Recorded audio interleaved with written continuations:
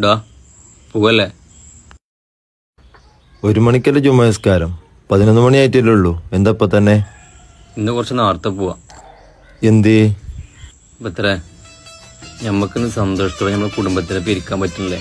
ഓലെ പിന്നെ ഭക്ഷണം കഴിക്കാൻ പറ്റുന്നില്ലേ? ഒരുപാട് സമയം നമ്മൾ ഓലെ കൂടെ ചെലവഴിക്കണില്ലേ? ഇതൊന്നുമില്ലാതെ കുറച്ച് മനുഷ്യരിന്ന് ജീവിക്കുന്നുണ്ട്. ഉറ്റവരെ ഉടയവരെ നഷ്ടപ്പെട്ട് ജീവിതകാലം മുഴുവൻ അധ്വാനിച്ചുണ്ടാക്കിയ സമ്പത്ത് നഷ്ടപ്പെട്ട് നേരെ ജീവിക്കുന്ന കുറച്ച് മനുഷ്യരുണ്ട്. അവർക്കൊക്കെ വേണ്ടിയിട്ട് ഇന്ന് നേരത്തെ നമുക്ക് പള്ളിയിൽ പോവാം. ഒറ്റ ദിവസം കൊണ്ട് മനുഷ്യന് ഒന്നുമല്ലാന്ന് പ്രകൃതി നമുക്ക് കാണിച്ചു തന്നു. നോക്കി നിൽക്കാനല്ലേ നമുക്കൊക്കെ കഴിഞ്ഞുള്ളൂ. ഒക്കെ കെട്ടടങ്ങിയതിന് ശേഷം മൃതദേഹങ്ങളെടുത്ത് സംസ്കരിക്കാനല്ലാതെ അതിലാരെങ്കിലും ഒരാളെ ജീവൻ രക്ഷിക്കാൻ നമുക്ക് കഴിഞ്ഞു. അത്രേ ഉള്ളൂ. നമ്മൾ പടച്ചന്റെ ഒരു പരീക്ഷണം, അല്ലാതെന്താ? ഞമ്മക്കിന്ന് അവർക്ക് വേണ്ടി ഭക്ഷണം എത്തിക്കാൻ കഴിയും, വസ്ത്രം എത്തിക്കാൻ കഴിയും, ശാരീരികമായിട്ടും സാമ്പത്തികമായിട്ടും എന്തൊക്കെ ചെയ്യാൻ കഴിയുമോ അതൊക്കെ നമുക്ക് ചെയ്യാൻ കഴിയും. അതൊക്കെ നമ്മൾ ചെയ്ത് തെളിയിച്ചിട്ടുമുണ്ട്.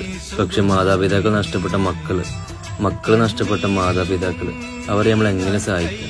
ആ കുറവ് നമ്മൾ എങ്ങനെ നികത്തുക? ഒക്കെ സഹിക്കാനും ക്ഷമിക്കാനും മറക്കാനുള്ള കരുത്തുകൾക്ക് ഉണ്ടാവട്ടെ. അതിനുവേണ്ടി നമുക്ക് പ്രാർത്ഥിക്കാം.